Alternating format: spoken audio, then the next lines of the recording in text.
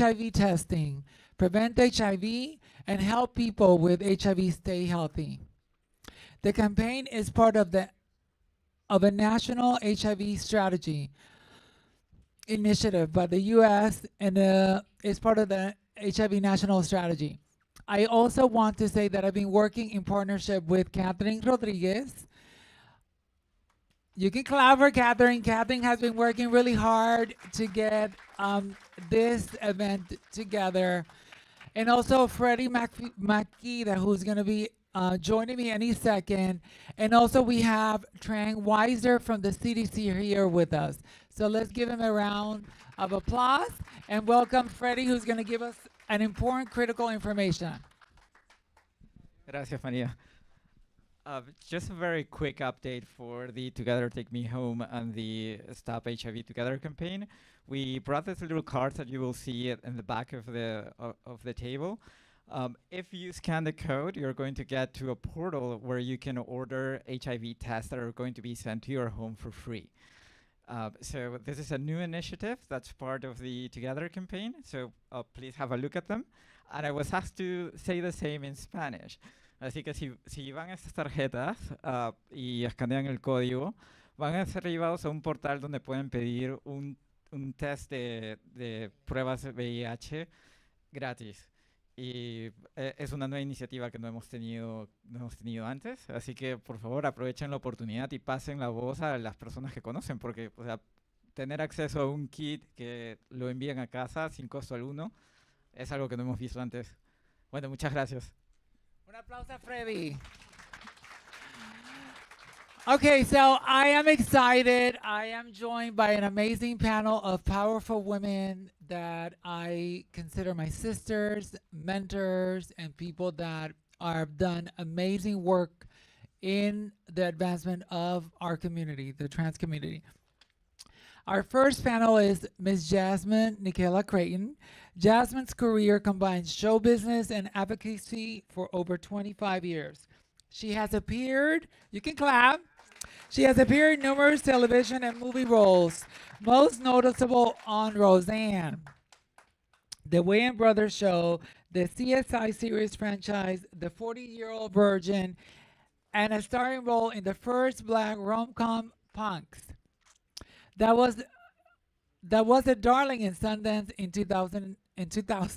Jasmine serves the community through her role as associate director at Access Prevention Advocacy Intervention and Treatment (APAIT), where she develops and oversees programs that caters to underserved and marginalized communities. Let's hear from Ms. Jasmine. Our next panelist is the queen herself, Queen Victoria Ortega. Believes in you can give her a round of applause for Ms. Queen. Believes in the leadership through service. As a consultant, she provides strategy and capacity building to various organizations. She also serves as Queen of the Royal Court and President of Flux, both international networks dedicated to raising the profile of trans and gender nonconforming communities. Queen Victoria Ortega leverages her intersectionality to guide organizations and systems towards transformational change that is both meaningful and effective. Ms. Rosalind Blumenstein. You can clap. Ms. Rosalind Blumenstein is a clinical social worker and therapist working at the LGBT Center in NYC in the early 1990s. Rosalind was one of the original clinicians and the only director of the Gender Identity Project, a pioneer model turning pathology within the trans identity to an ideation of one of empowerment. Rosalind's work helped spearhead many programs locally and nationally, focusing on changing the movement of service trans identities from diagnosis to understanding identity, community empowerment, and respect trans values and legitimacy. Rosalind's book, Branded T, which I promise I will read this year at some point, um, takes you from early transition, homelessness, drug addiction, sex work, recovery, education, and the foundation for what now called the transgender movement.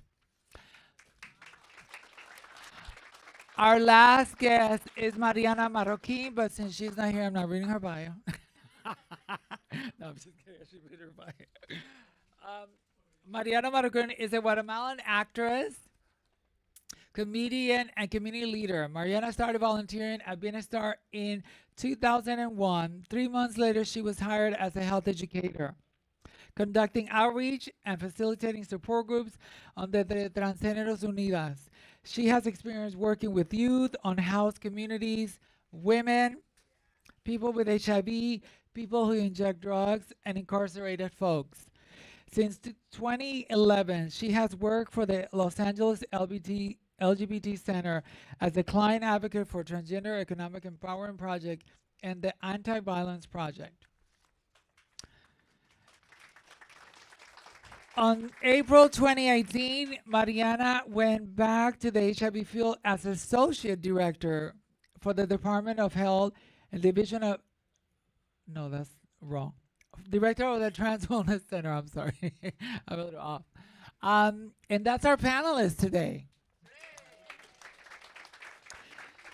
So as I mentioned to you today, this is a campaign. So we're gonna kick off this conversation. I hope you enjoy, and this is the first time people get to see it.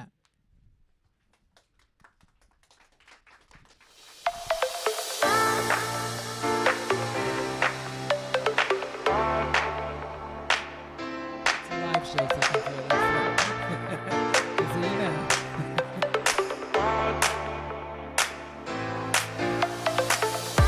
I think that trans women are objectified a lot of times when it comes to sex and sexual partners, but I think that we have to be in a place where we also take charge of our bodies, our health, all this other stuff that we're dealing on an ongoing basis.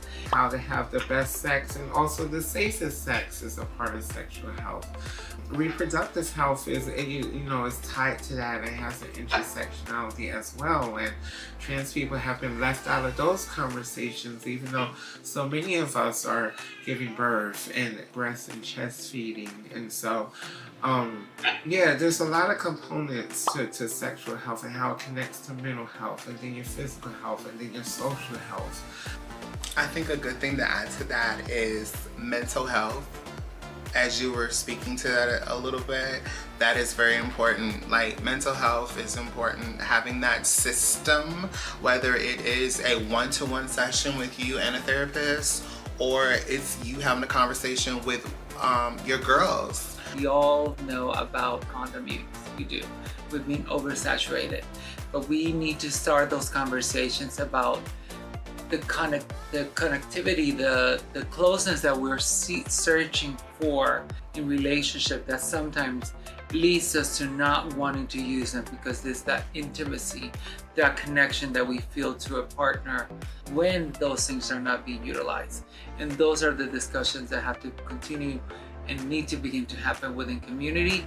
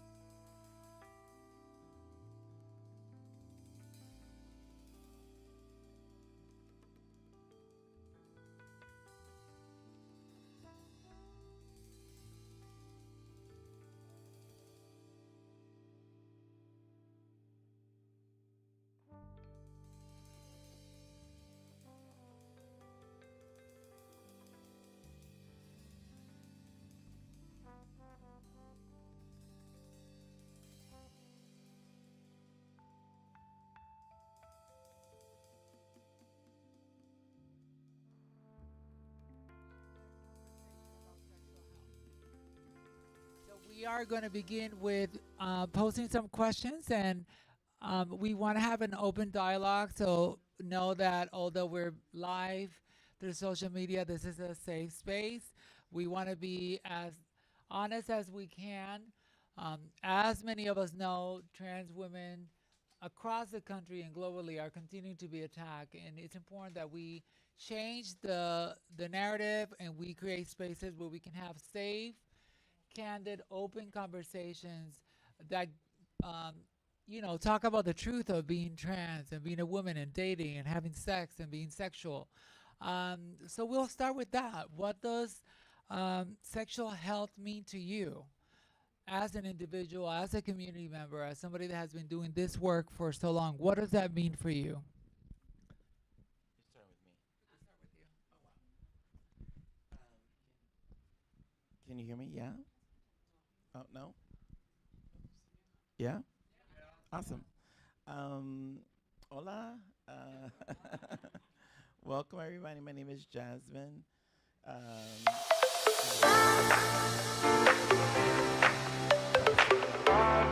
should know that. And what does sexual health mean to me? You know what? It's a beautiful question because no one has the be all end all on what sex is, right? And all sex, everybody's sex is good, right? And no one gets to tell you or define for you what your sex is, right? Or how to express it. So sexual health looks like many things, right? Sexual health could be basically a place to rest, right? So you can be creative in how you want to have sex. Sexual health can make sure that you're able to access services, to see a doctor, so that everything is functioning and properly for you. Sexual health could be eating a good meal, right? Sexual health could just be, finding time and space, right, for meditation. Prayer meditation looks different for everyone. But what I want to say though is sexual health is a practice. Like it's something that is constantly evolving and shifting, right, in one's life because we age, right? What we were desiring maybe when we were 18 or 19, we may not be desiring in our 30s and our 40s. And what we're desiring in our 30s and 40s, we may, who knows, in their 60s, maybe people are desiring different things. But with that being said, like, explore your sex. Enjoy whatever that looks like for you. And practice being gentle with yourself and others, right? And do your best, like, to not, no, there's Mariana. Harm yourself through, be present for your sex. How about that? Because I know specifically in our community, substance use is rampant. And oftentimes, the people that we are engaging with are not fully well-rounded oftentimes in their own masculinity or whatever it is, right?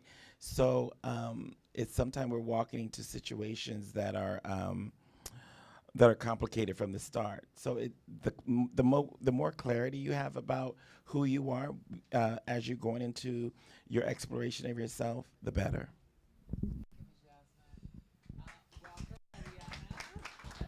You look beautiful. So we had started the conversation about what does sexual health mean to you, both as an individual and as a community. Obviously, we're having a candid conversation. There's an echo here. There's an echo right here, like a.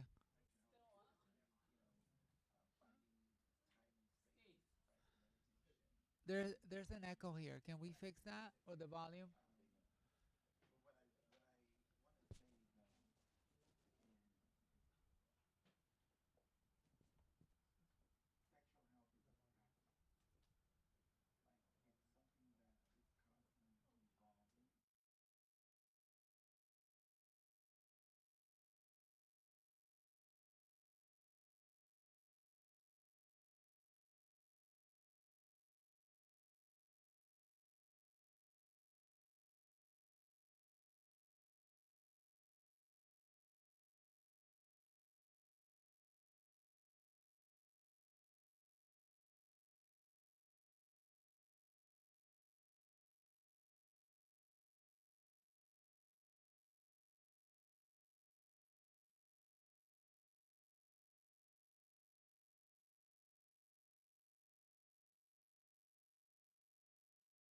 you know, if you could turn this one on, okay. So basically we're having a kind of conversation about trans women's sexual health. The entire campaign is really focusing on that and how do we have these kind of conversation. And we're starting with that. What does that mean to you, sexual health? For you, for the community that you belong to, for the people in your inner circle, what does that mean to you? First, I want to say sorry for being late.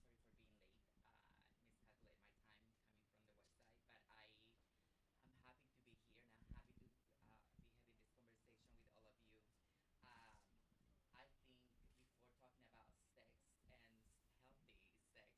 talking about sex and healthy sex and sexual healthy, I would like to start. Okay, that wasn't me. Okay, I would like to start by saying like this is the right time. It is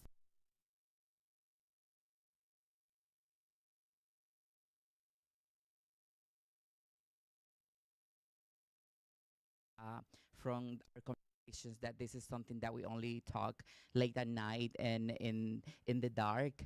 This is we as a trans or TGI people, we have the right to have sex, a healthy sex relationship in our own terms. And at this age, at this time in my life,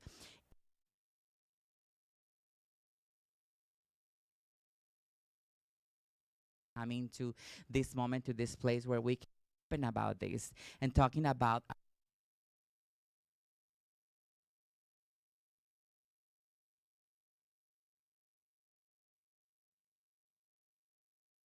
we should celebrate the way we engage in those practices, because I think other communities, they celebrate being sexual. They talk about like the partners.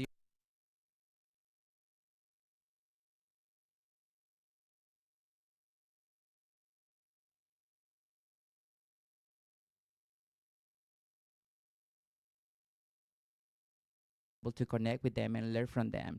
I think it's beautiful to talk with each other about what we do and how we do it, because that's the only way we're going to be better and take care of ourselves and our partners.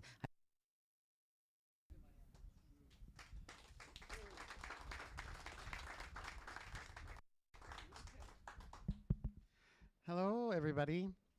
I'm gonna be like the lady from Miss Universe. Hello. So I wanted to tie in what has been mentioned by my sisters. I think that there's an importance of destigmatizing HIV, sexual health as a whole, and bring in the fact that the campaign is called Together. And we need to do this together as a community, together with our partners that have a decision in when we're engaging in sexual practices and sexual intercourse, right? But destigmatizing also means that we need to do that with our public health entities. So I like to commend the Centers for Disease Control for partnering with a community sanctuary like TransLatin Coalition to discuss the subject with people who are living the experience, right? One in two African American trans women are HIV positive. The seroprevalence rate in the trans community continues to be around 22 to 25%, especially in sex working communities. 1 in 4 Latinas are HIV positive. So these are conversations not only to be had behind closed doors, but publicly with our politicians, with the health systems that are here to serve us, like the Centers for Disease Control, like our county health programs that get funded and federal dollars. When I buy a soda, they don't ask me, are you trans or not? We pay into these systems that are meant to be able to provide services for us. And part of that is having the honest discussions around strategies and behavioral risk factors that might put us at risk. But I want to take us further, that to me, sexual health also means having a discussion together, and I'm going to keep using that word because that's the campaign. So please don't forget to be part of that campaign and be with us together in this journey, is that we need to be able to be able to have these discussions with our community members, our health entities, but also be able to have it with our partners, right?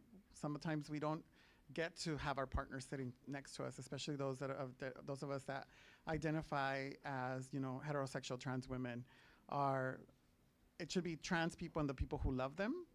And so I think that that's one of the things that sexual health means to me, is being able to have that conversation at an intersectional standpoint, being informed being informed by data, but also knowing that we're human beings, right? Why we might not reach for that PrEP pill, why we might not reach for antiretroviral medications, not only goes from the knowledge, but also it might be that I don't see a positive sense of future self. In Spanish, I might not see myself as a chingona in the future, so I'm like, you know what, I might take that risk. I might not use protection because I want to feel intimacy. So sexual health means we need to have courageous conversations together.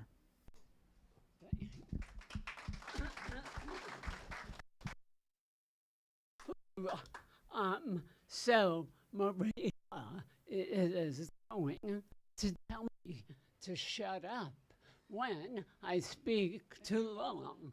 And I won't hit her over the head with the mic when she does that, because I know it'll be time to shut up. Hey guys, so I have to first say, I have to prerequisite this by saying I've been in California since 2002, and I watched these women work and grow and strategize and push buttons and educate and reach out, and it's an honor and a privilege for me to be sitting with these women on these very good-looking, uncomfortable couches. So I just have to say that first.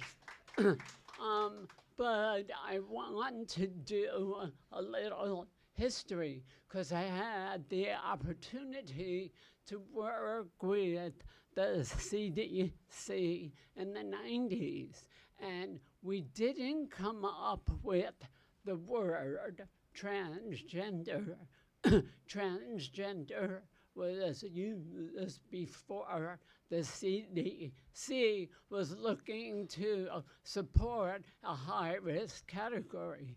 But transgender as a term was an umbrella term, including many different identities. So I'm just gonna say this, and it's not a diss, but they put my licensure as LMFT, and LMFT is a wonderful licensure, but I'm an LCSW, an LMFT is like a resource and clinical, and an LCSW looks at the macro and the micro. In addition, I do not identify as a transgender woman. It's not the way I identify myself. It's a term that has many complications because it's in an acronym that is a subheading of gay, and there is nothing gay about me or my sexuality. I do probably have a drag queen living inside me. I'm an old white lady with a young drag queen living inside me. So I am a woman with a trans history. I am a part of this population. I am a proud woman of my history, and somebody said it clearly on the video that was kind of interesting. It was like, if we gave you all mushrooms, you would have really appreciated that video and been like, oh yeah, this is great. But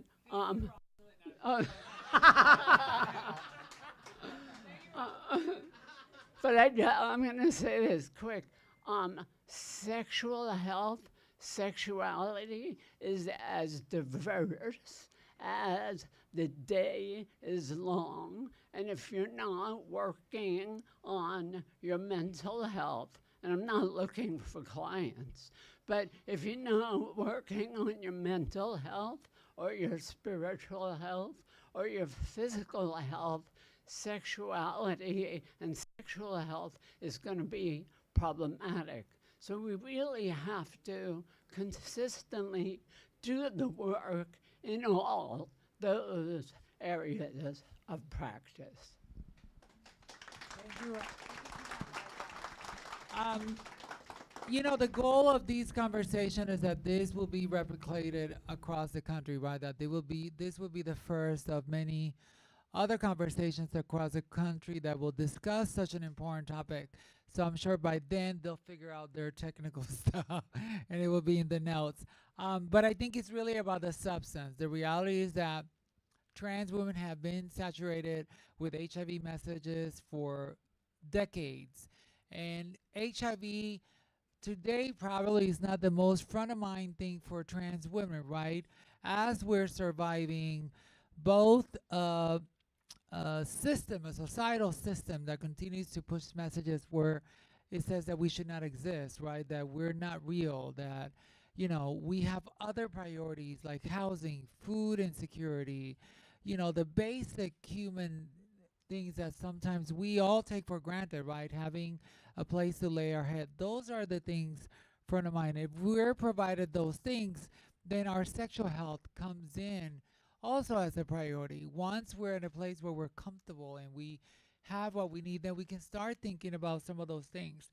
Do you feel that conversations about our sexual health are more complex or different when we're having it with people who are part of the LGBT community, people that are, you know, if it's somebody that identifies with that term, versus if we're talking with sexual partners that consider themselves cis, that have never been exposed to perhaps even other trans people, engaged with other trans people before in any intimacy? Are those conversations different?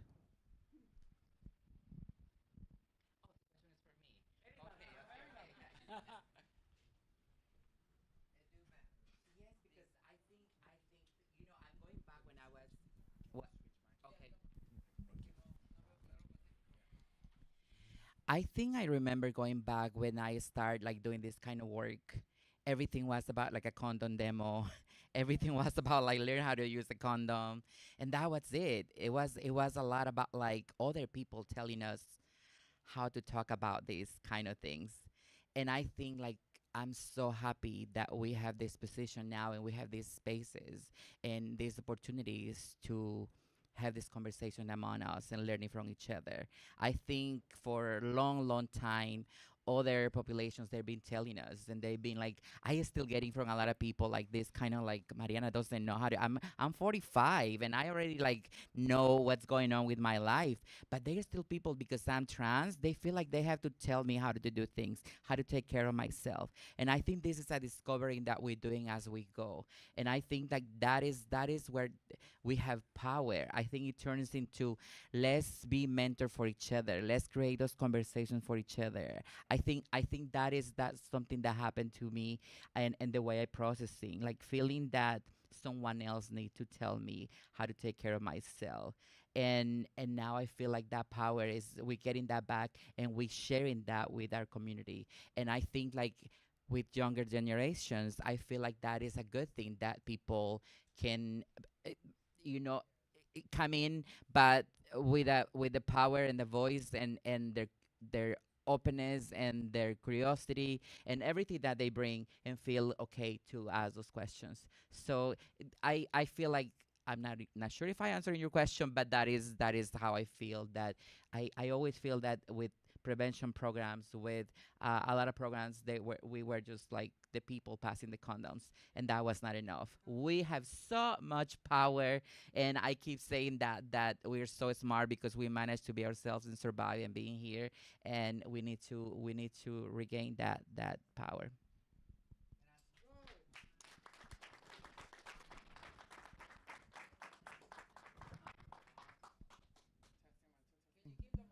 There you go. Maria, I think you were asking, correct me if I'm wrong, because it was a long question. So how we have conversation with our sexual partners, how we have conversations within the LGBT community about sex. If it's different, let's say Oh, yeah, yeah.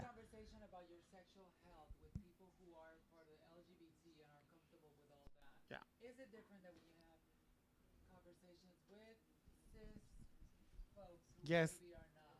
Yeah. Well, I think that if we have conversations with our sexual partners or people that don't identify as part of the, the rainbow inclusive LGBTQ family, there's some similarities and some not similarities. So some similarities is people are a lot of times obsessed with what's in between our legs, right? I think a lot of conversations happen around that. I think a lot of people also get in an uproar if they find out, that trans women can be tops. Sometimes we have sex in the front hole, sometimes in the back hole. Sometimes, we can get other people, especially, trans men pregnant. We have sex with our trans masculine partners and they might be able to get pregnant. We can plan for our families. Like those conversations oftentimes get difficult with both our partners and even our community, right? But they're conversations that need to be had. So I think that they're difficult on both sides, especially because we're grappling with the expansiveness of sexuality as a community and even with our partners. Like I remember days when, you're hooking up with a guy and he's like, don't kiss me, I'm not gay, but then wants to suck your dick. Like, what is the tea? Right? And now they are liberated and they're like, I am an oral top, and you know what that means, girl. They're just gonna be like like. Oh, yes. Thank you, Queen. She's on the money because as adults, we make assumptions about each other, right?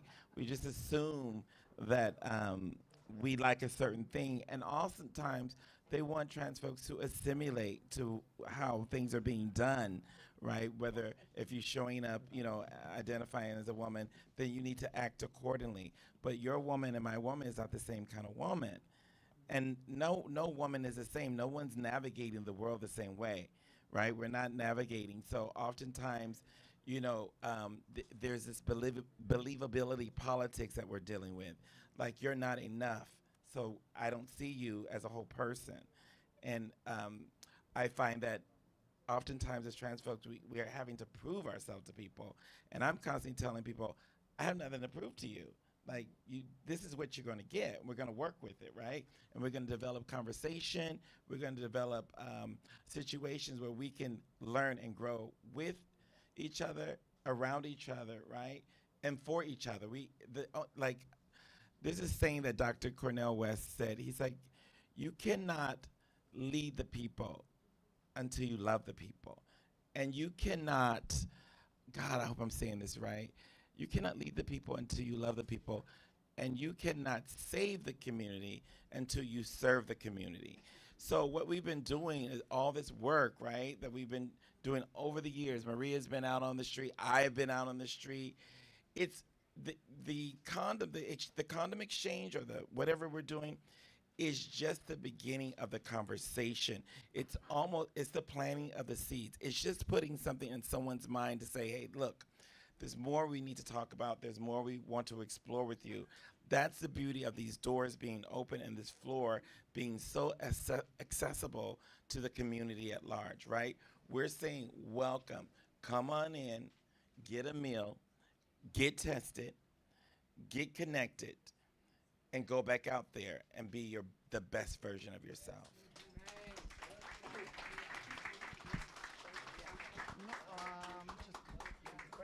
No. I was just we'll have saying, questions of that. sorry, because I just forgot to give a shout out because one of the community philosophers, she, her name is Candid, licentious, delicious. She has a saying, she breaks hearts and backs. So I just wanted to throw that out there.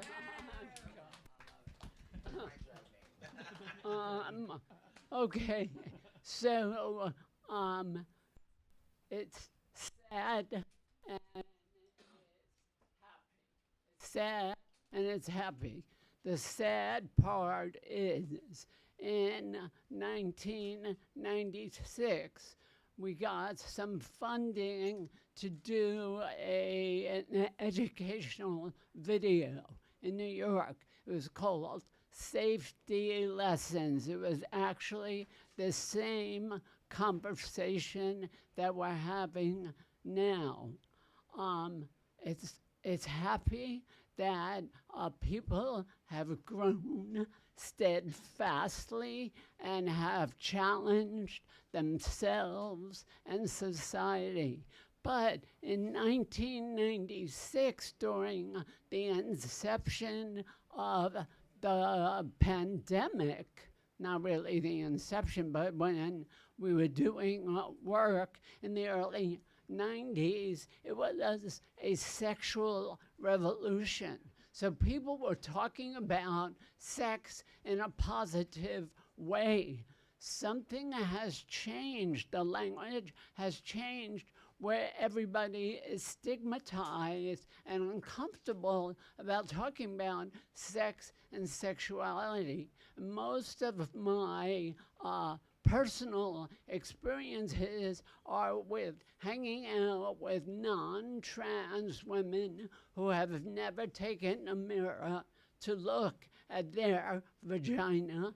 Many of my non-trans girlfriends have never allowed themselves to orgasm during fornication. So it's not just a specific thing for trans women, it's a worldwide thing. The only thing is, being a woman of trans experience, or being however you identify on the transgender continuum, so much stigma and so much disempowerment pushes you so far away from the opportunity to really celebrate and explore. And listening to these folks, no más. It's time to really celebrate in a healthy way your sex and your sexuality and be smart about it. Last thing I want to say for women of Thank you, trans- Rosalind. Just one quick thing. The last thing that's important to say for women of trans experience that have had medical interventions, i.e. bottom surgery, the utilization of condoms on that type of skin is very uncomfortable. So the friction is not as exciting if you have skin-to-skin contact. And that conversation has to be discussed. Specifically, those women are not really participating as much in community events, so they're not learning or understanding how to better take care of themselves. Shut up. Thank you, Ms. Rosalind. You know, I think one of the realities for many us trans women as we are, you know, growing in our womanhood, as we're transitioning early in our transition, it's sort of the messaging that we also get from society and from the people that are attractive to us, right? I think a lot of times there's an attraction, but there's nothing beyond that, right? People would not hold our hands walking down the street. People would not really, you know, honor you as a woman in many cases, because when there's an argument with your partner, the first thing that they will throw as an insult is you're a man, or they'll do things to hurt you that is related to identity. I realized at a young age of 18 when I was homeless that the first time I had to engage in sex work, although people were like, oh my God, you are so beautiful, it was, how big are you? And actually the fact that I felt beautiful really wasn't part of the equation. The size of the penis was important. And I know this is an ongoing dialogue for trans women that continues to happen. And something that for many folks who are dealing with body dysmorphia and serious issues with the genital that continues to challenge them, both mentally and so on. I would like to move on to our second video. Let's cross our fingers that she plays. And that we can then continue with our conversation. Hit it, Super Steve.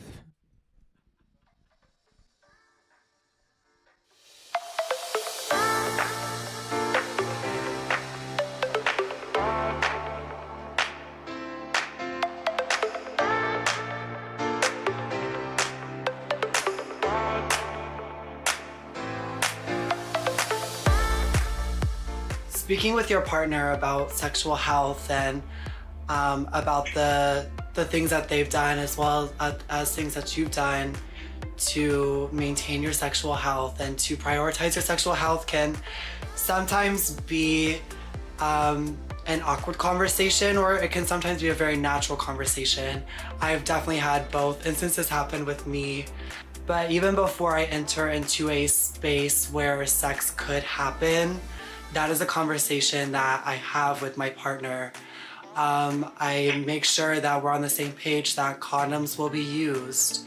I ask them when the last time they were tested was, and have they had any partners since the last time they were tested. And it's that communication that you can do to ensure your own safety as well as the safety of your partner. And that's also a great time to bring up any questions or concerns. And it's not lost on me that sometimes in the heat of the moment, we don't have these conversations. Sometimes in the heat of the moment, condoms are not present. Sometimes in the heat of the moment, things happen. But that does not mean that there are not still options for you after the fact. And that doesn't mean that there's not still conversations you can have after the fact with your partner.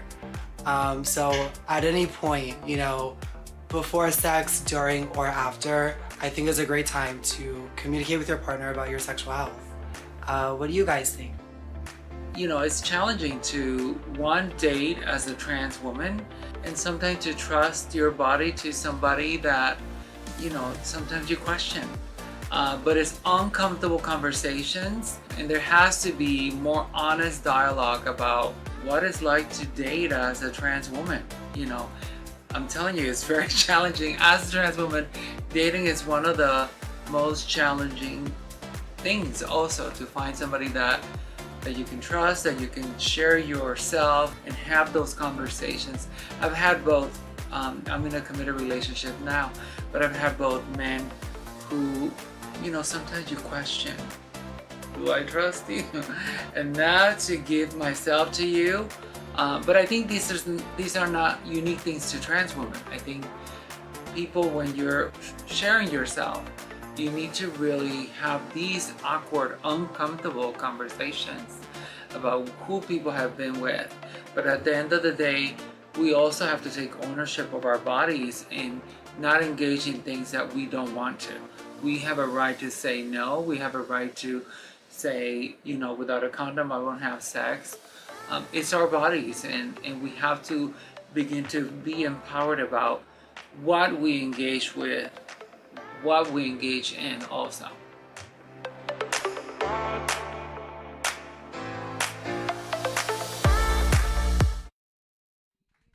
Hello?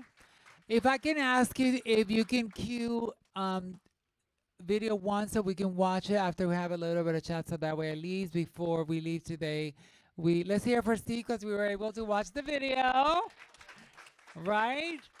And as you see, the conversation we're having today is an extension of the campaign, right? Together, having these tough conversations and needed conversations is the next step in order to continue to provide education and fight the stigma about having these conversations. So my question would be, how difficult is sort of to be able to have this candid conversation when sometimes in our mind we're thinking of having something romantic, long lasting, and having to have both the conversations about, if we're in a place that we're stealth, for those of us who are fortunate to be there, which I'm not, but people that are there, in the back of mind, having that conversation of disclosure, or talking about, who you've been with. I want to be engaged with you romantically. I want to have a monogamous relationship where maybe we both maybe eventually engage in condomless sex. Is that something that we choose?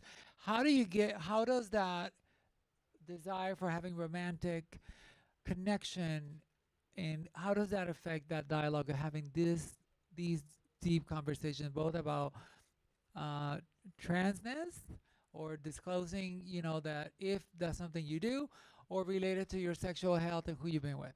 That was a long question, but thank you, Maria. Thank you, Maria. Dale, Queen.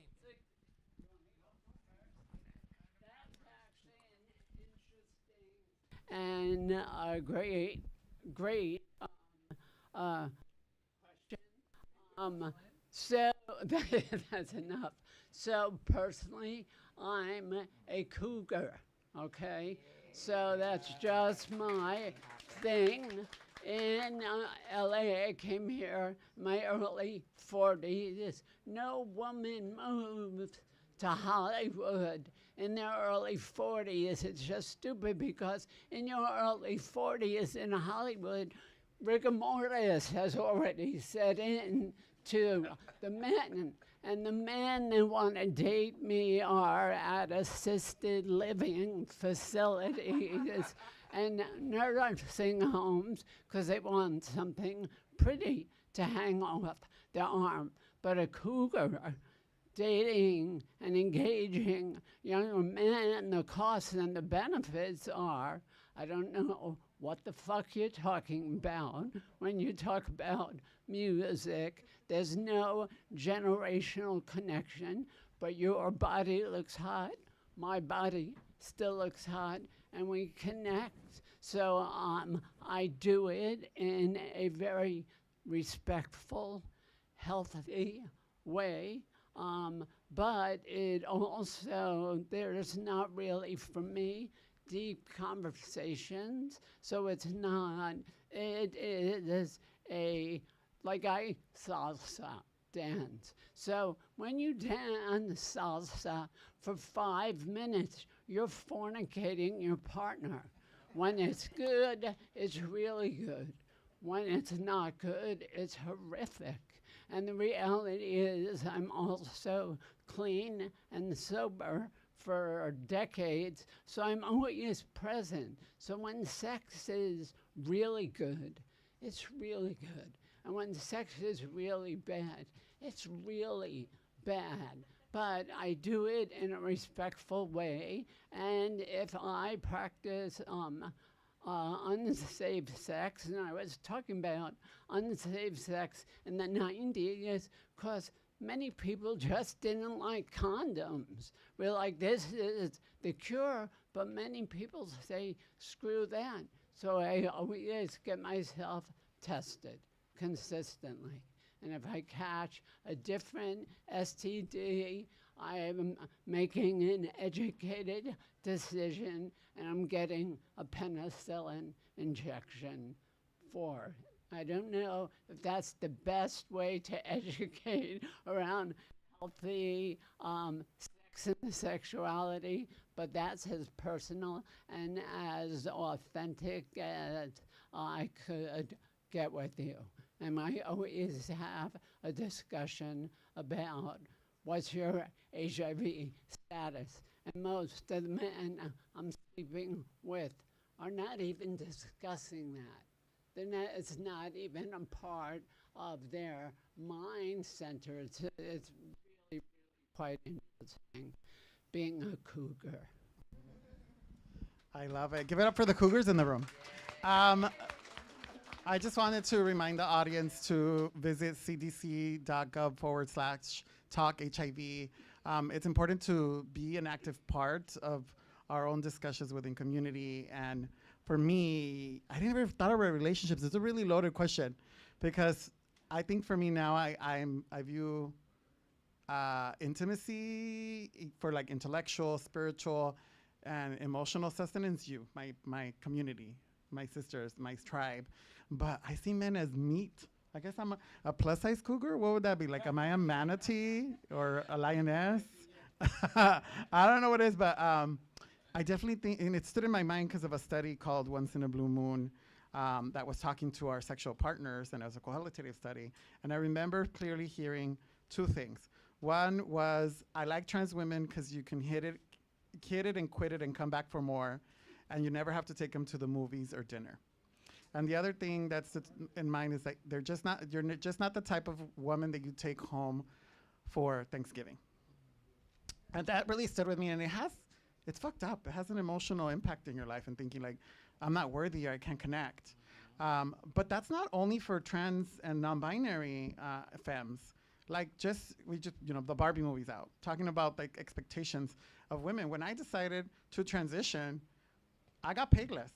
I didn't get promoted. I get talked over. I have to be skinny, perfect, a boss, but not be a bitch. You know, what is said in a monologue by America Ferrera rings true across the board. Like, when you are viewed and are a woman, like, there's that glass ceiling is put in place, including relationships. You'll meet a 35-year-old male living at home with their mom, and somebody wants to date them and cook for them. You're a 35-year-old woman with a brain that could think for yourself and work and open your own door, and all of a sudden you're damaged goods. And that also extends to trans femme communities. Like, all these women that I'm sitting with are badasses. Like, anybody would be lucky to date them, and even including myself. I may be a little, I have a more cushion for the pushing, but that is a plus when cuffing season comes around. It gets cold. Okay. As Rosalie mentioned, I had a lot of sex when I was younger. A lot of bad sex. Bad. I was used, I was abused, but it was not about having a conversation. I think I needed a conversation with myself. I think I needed to find out, like, my worth. I think I needed to find out, like, my beauty. It was about them. It was about acceptance. It was about being touched. It was about, like, knowing that I was validated by them. So I put up with a lot of horrible, ugly things. But I'm glad that it's still alive, that now I get to pick and I have the kind of sex that I want to have. So that conversation now is at any other point, and it's about, like, understanding what is that I belong to this, to this world, and I have the kind of sex that I want to have with the people I want to have sex. And it's not about, like, feeling that void. It's about having fun. And I believe that before having those conversations about prevention and about that, it's about, like, it has to be with ourselves. It has to be, like, looking inside and about, like, what is that we're looking for and how we can get there. About weight and about anything, my body, surgeries and everything. At this point, that doesn't matter, because I like what's going on at this point, and I wish I could get there long time ago, but we still have the chance, and the conversations come in. The other day, someone that I'm dating, he, of course, we have fun. I say that many times, but we connect in a very good way. But in the morning, he was talking about, like, trans rights, and his opinion about trans rights was, like, right there in the morning at breakfast was like, I don't agree with that. And I was like, you agree with me in bed, but you don't agree with me at breakfast. And I was like, okay. It was really deep. It was really serious. And it was like, we ended up crying and saying, like, being with me in bed means also, it's about my existence and about my rights as a human being. And it goes beyond about prevention. It goes beyond about, like, knowing that we have rights and we belong to this world and this society. So HIV, STDs, PrEP, and all this stuff that is amazing and is out there, it has to come from that place about having a good understanding about who we are.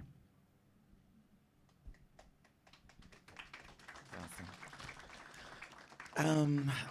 Mine is a little convoluted because I've engaged in sex work before, and I loved receiving money for my sex. I did. I love that exchange. It gave me some sense of power, right? I had control of what was going on in that particular situation. But it often left me empty to some degree because, let me say this. Nobody is responsible for my body and my sex but me.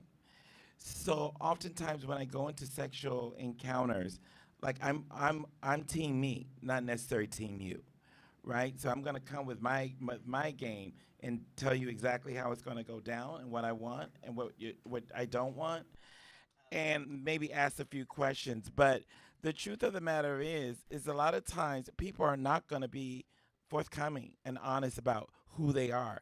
They don't know who they are oftentimes. They're on an exploration, right? They're exploring.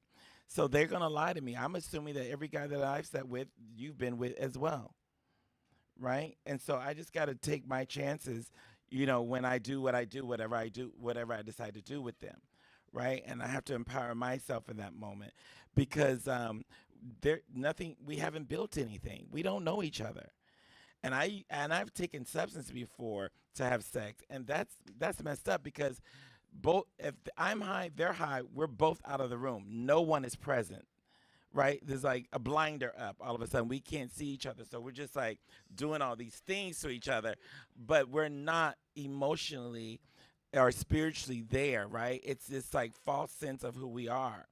So I always tell anybody that's engaged, I'm like, have your sex, do what you enjoy doing, however you want to do it, you know, just figure out how you want to participate in it.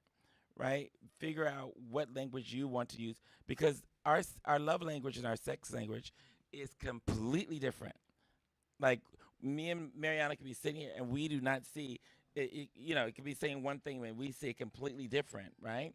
And that's the beauty of our individuality about who we are, especially as trans people. People are sexually attracted to us because they just see all this like magic and glow, and they are interested.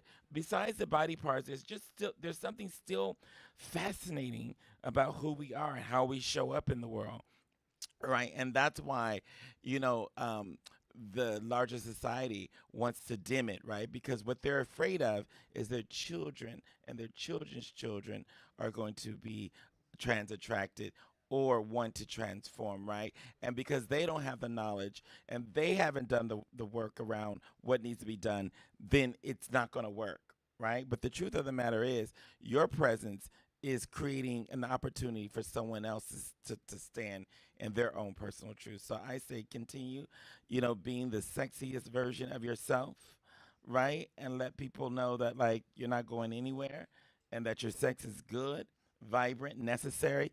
It is to be honored. Our sex is to be celebrated and humanized on a daily basis, right? It's that good. Thank you. Steve, are we able to watch the first video? Super Steve? He's at. Oh no, people are sleeping on the job. What is going on? So, sleeping on the job.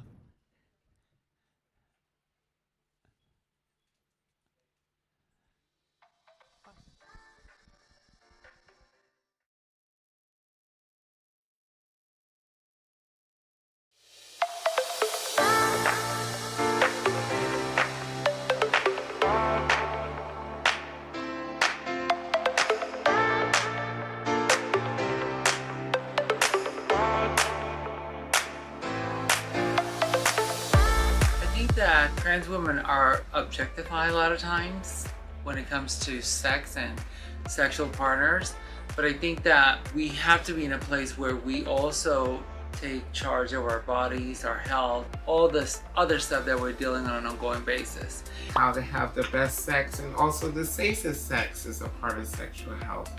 Reproductive health is tied to that. It has an intersectionality as well, and trans people have been left out of those conversations, even though so many of us are giving birth and breast and chest feeding. And so there's a lot of components to sexual health and how it connects to mental health and then your physical health and then your social health. I think a good thing to add to that is mental health.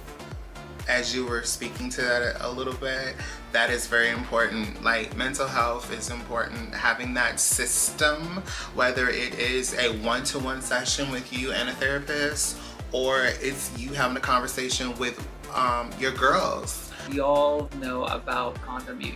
We do. We've been oversaturated. But we need to start those conversations about the connectivity, the closeness that we're searching for in relationship that sometimes leads us to not wanting to use them because there's that intimacy, that connection that we feel to a partner when those things are not being utilized. And those are the discussions that have to continue and need to begin to happen within community. That made me really happy that we were able to watch today. I want to thank you, ladies, for being so candid and honest about your own journeys and how you perceive also the experience of trans women within our community. I wanted to talk a little bit about mental health, and when it comes to sexual health, but I think we've run out of time, and I want to honor the time of the panelists, and also the audience. I would like to open it up for a few questions for the panelists. So I will stand up. Does anybody have a question that you would like to ask a specific panelist, or a question that you would like to ask in general? ¿Alguien que tenga una pregunta que quiera hacerle a algún finalista?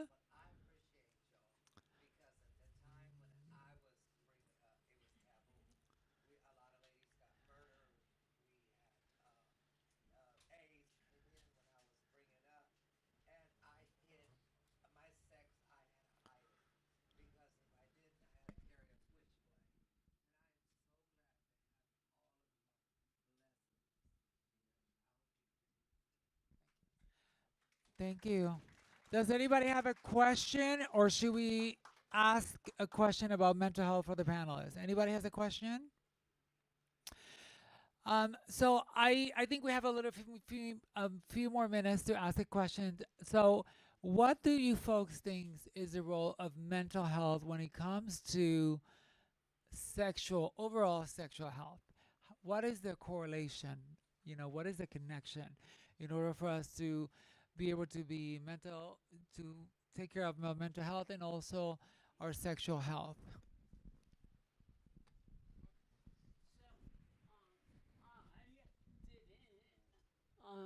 Say this first, but there is a saying that goes, freedom is not free. And if you are a person on the trans continuum, a big part of who you are, excuse my language, I'm from Brooklyn, said, fuck this. I am going to live my life authentically no matter what. So the reality of that is you have a component of your personality, of your mental health that really is solid. And if you go into a therapeutic relationship, you want a therapist that works with you around that baseline of your identity. It's not our issue. It's been a systematic world issue in response to what's going on in this room, because it kicks up so much stuff for people. People cannot leave unhealthy relationships. People can't leave their job. But when you're a person on the trans continuum and you're challenging the very knowledge of pink or blue, it's just brilliant. So please remind yourself of your inner brilliance and your inner strength.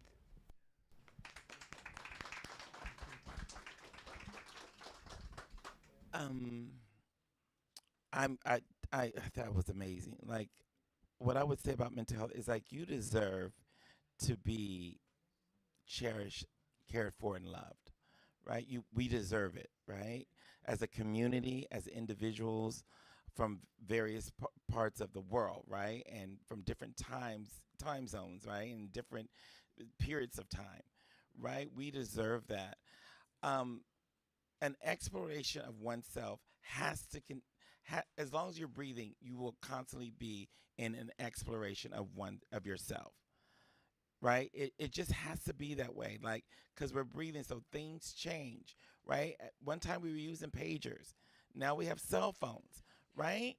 You got to think of it like that. Like, what might have worked for you in 1983, right, when you were 17, is not working in 2023. Right? Some things have changed. So it's okay to check in on yourself, right? Whether it be in a group or individually, or privately, excuse me. So like my thing is like I try to honor my whole self by having mentors or people that I go to, um, that has a different view or vision, right, of life and of me, right, and challenge me, right. It's either we're being counseled, we're being cheered on, or we're being coached, right. Counseling is very feminine. There's a lot of talking. Coaching is like pushing me to do something, and then cheering, right. I did a play, and in the play it says we all cannot be on that goddamn float. Someone has to be on the sidewalk cheering us on. And that's the beauty of like mental and sexual health, right? We want to explore all of who we are, and we want to be loved and adored, but there's still growth that needs to take place in various aspects of our lives. So like there's nothing wrong with going to someone who is not knowledgeable really about your whole person, and allowing you to show up as you are, right? So that you can explore and develop some other part of yourself that may have been dormant, or you may not have tapped into because you've just been going through the same routine, right? So it's great to be able to go to someone, and it's not to throw up, but sometimes we throw up on each other, right? We throw up on our girlfriends, we throw up on everybody that's around us, but at the end of the day, we need some real professional help, right? And that can look different for different people, right? Right? But maybe you haven't been exploring all aspects of one of yourself. So that's the beauty of like seeking out support, right? Or mental health, right? Because oftentimes being a trans person can be very traumatic. It can be very traumatic. It can cause PTSD because the world is constantly saying that you are not valid. You are the world at large, right? Or you are not enough. And they're willing to sacrifice your body to prove their point, right? And so we're saying we're no more. And I love where we're going. I love the direction that we're going in. I love how you're showing up, not only for yourself, but for all of us as a community. Thank you. I I believe in liberation. I think liberating ourselves from everything that was put in our mind, everything when we transition, when you were talking about the way women are treated also. And we don't need to inherit the way they are, like don't supposed to have orgasm, they don't supposed to enjoy, they don't supposed to say que rico, I'm enjoying. But we do, and that means liberation. For me, I want to be free in this life. I want to be able to enjoy my sexual life now. And I think that is something that if you're not having a healthy sexual life, there's professionals that you can talk with, and I think with your friends, with your mentors, with someone that you trust, those conversations are important. Yesterday, I spent the day talking with a friend of mine, and she's the same age, and we were talking about like how we feeling with our partners, and then I told her like, don't you see that we never imagined getting at this age and being right here having this conversation? So it's okay that we both are afraid, but we have each other.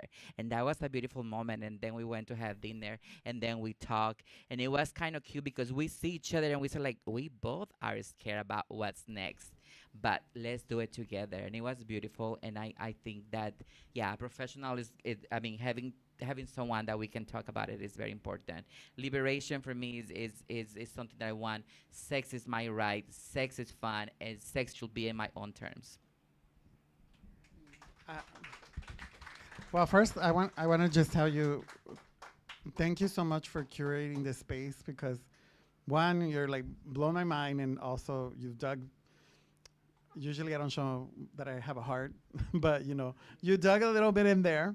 And you just made me realize, just in speaking in vulnerably, like I've noticed that, I grew up in the late 1900s, 1980s. I would engage in higher risk behavior when I wasn't feeling good about myself, right? I wouldn't reach for the condom. Sometimes I've stopped taking my PrEP because I felt, I'm getting older. I've gained 100 pounds since when I was J-Lo, and now I'm Jello.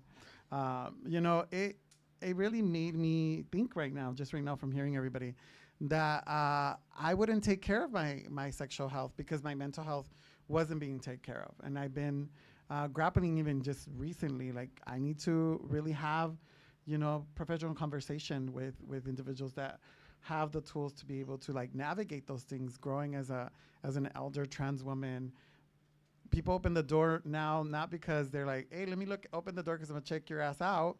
It's like, I'm gonna open the door because the little old lady needs to come through. So thank you for having this space, because you've been, you know, one of my mentors regarding being able to be vulnerable. So you did it again today, girl. You're almost getting me there. Don't mess with my makeup. But thank you, Maria, for being who you are. Thank you. Thank you. I want to say to all the staff that helped me, obviously this event is not something that I did by myself. We have an amazing group of staff that have spent all day in here, even though we had technical difficulties, you know, it happens, but Steve, the whole entire team was here, draping, primping, lighting, so that way you had an intimate space where we can have a conversation. Each one of you was intentional, invited to be here in this conversation. One, because I think this conversation that I'm having with people that are been by my side for years, right? We know each other in this kind of work for years. But I think we also have to recognize that we need to create this space for one another to be able to have these candid conversations. And you have to also create this space amongst your support team so you can talk about these things. Because a lot of times we don't have a place where we can just vomit a little bit and let somebody really take some of our pain and some of the things that we're going through and also be that for that person. I feel very fortunate that I am privileged to be in the position that I am. As a Latina woman, I'm one of the few women across the country that gets to hold a position like this. And I take that with the utmost responsibility because I come from the street, right? I know what it's like to not have a place to live. I know what it's like not to have the basic things. I know what it's like to sell my body just to be able to provide for myself. We've walked, some of us have walked and worked it across streets together. So this is my people, this is my calling, this is what we want to do. And we want to continue to create spaces that are beautiful, that you can come and it can be draped and it can be beautiful and you can be catered to. So this was for you. I want to thank the CDC and the support that I had from Catherine, Freddie, through this process. You know, this has been weeks in the planning, and so the night is not over, but I want to thank you for sitting quietly with us. I mean, that is incredible. You were so engaged. Thank you. Let's hear for these amazing leaders and icons in our community. I have a couple of announcements. Oh, we want to give it to our folks who were providing the interpretation. Los supervisaron. Corazones, thank you so much for supporting us. So a couple of things. Obviously, we want to hear from you. We want to hear what could be improved. So the team of staff will be going around with a little QR code that you can utilize your phone to answer 5 questions. The questions are simple. Just please do us a favor to answer the questions so that way we can also have a little bit of feedback on how we can make this better. Second, we're going to have a little party outside. We have a little bit of a show. We have some catered food at some tables. So what we need you to do right now is to exit from the back, but we need you to take your chair with you. So if you can pick up your chair, fold it, and exit towards the back, you have to carry this big chair. Thank you, everybody, to the folks. Yeah, you got to carry that outside. To the folks that stay tuned with us, thank you, thank you, thank you. I hope you enjoyed it. We'll have more content for you coming here at the TransLatin Coalition. We love you all. God bless. And stay tuned.